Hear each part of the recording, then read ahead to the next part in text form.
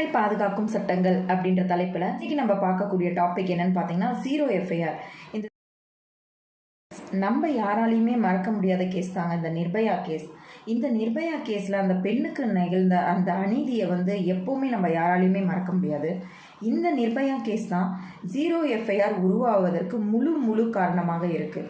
So zero எஃப்ஐஆர்ன்ற ஒரு concept அந்த டைமில் இருந்த பிரதமர் மன்மோகன் சிங் ஒரு கமிட்டியை ஒன்று ஃபார்ம் பண்ணுறாரு. அந்த கமிட்டி யாருடைய தலைமையில் நடக்குது அப்படின்னா, ஓய்வு பெற்ற நீதிபதி JS வர்மா தலைமையில் அந்த கமிட்டியை ஃபார்ம் பண்ணுறாங்க.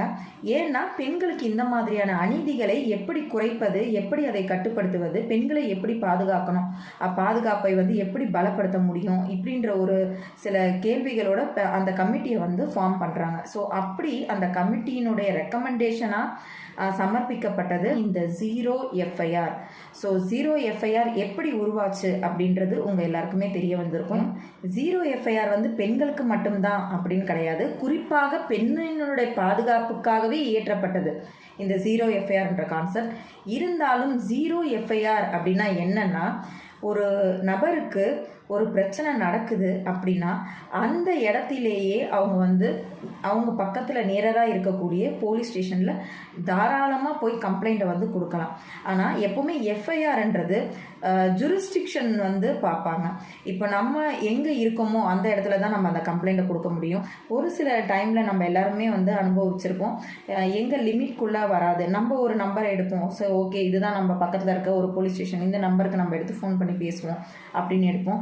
ஆனால் அவங்க ஒரே வார்த்தையில் சொல்லிடுவாங்க, இந்த ஜூரிஸ்டிக்ஷன் இந்த லிமிட்குள்ளே எங்கள் போலீஸ் ஸ்டேஷன் வராது, உங்களுக்கான போலீஸ் ஸ்டேஷன் எதுவோ அதில் நீங்கள் கம்ப்ளைண்ட் பண்ணுங்க அப்படின்னு சொல்லிடுவாங்க.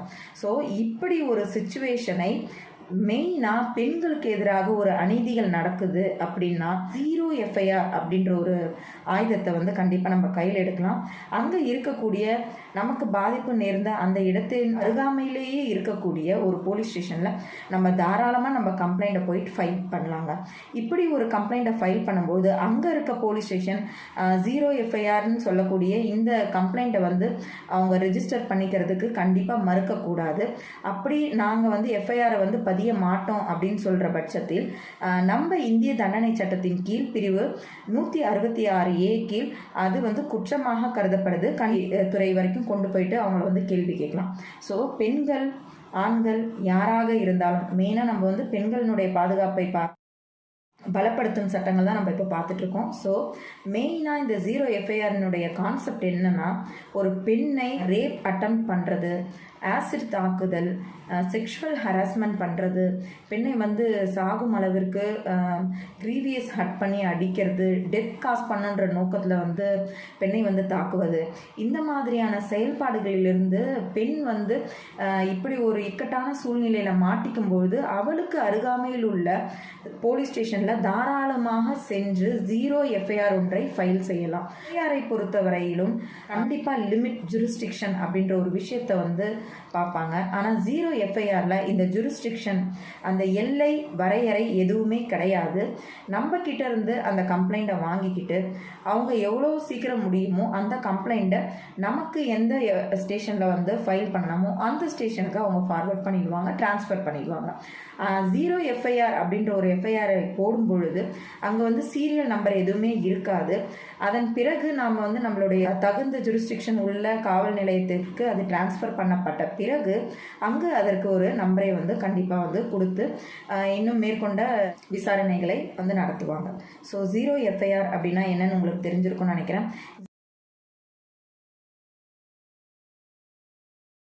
ஜீரோ எஃப்ஐஆர் கான்செப்டை பொறுத்த வரைக்கும் இப்போ மணிப்பூரில் ப்ரெசண்ட்டாக நிறைய ப்ராப்ளம்ஸ் போயிட்டுருக்கு, நம்ம பார்த்துட்ருக்கோம். இப்போ நிறைய ஜீரோ எஃப்ஐஆர் ஃபைல் பண்ணப்பட்டது அப்படின்னு சொல்லிட்டு நம்ம பார்க்குறோம்.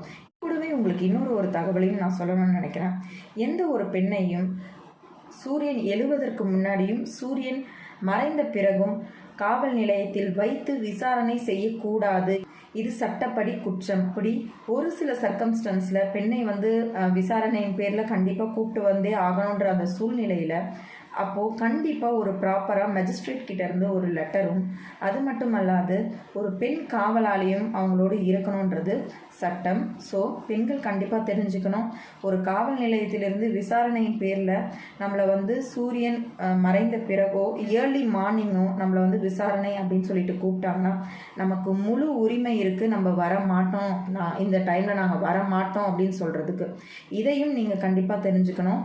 ஸோ பொதுவாக இது மாதிரியான செயல்பாடுகளில் வந்து காவல்துறை வந்து ஈடுபடாது. அப்படி ஒரு சில சந்தர்ப்ப சூழ்நிலையில் ஈடுபடும் பொழுது நம்மளுடைய உரிமையை நம்ம பாதுகாத்துக்கணும்.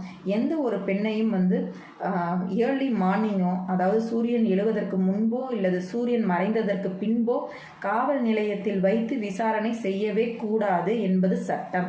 இதை கண்டிப்பாக நீங்கள் தெரிஞ்சுக்கணும். ஸோ ஃப்ரெண்ட்ஸ், இன்றைக்கி நம்ம 0 எஃப்ஐஆர் அப்படின்ற டாப்பிக்கை வந்து பார்த்துருக்கோம். இந்த 0 எஃப்ஐஆரை பற்றி தெரிஞ்சுக்கிட்டு உங்களுடைய அவசர கால சூழ்நிலைகள் வந்து கண்டிப்பாக இதை நீங்கள் வந்து பயன்படுத்தணும்னு நான் கேட்டுக்கிறேன். அடுத்து நாளைக்கும் இதே மாதிரியான ஒரு இம்பார்ட்டண்ட் லா டாப்பிக்கோடு உங்களை வந்து சந்திக்கிறேன். Until then, it's bye from Radha. Take care. Bye bye.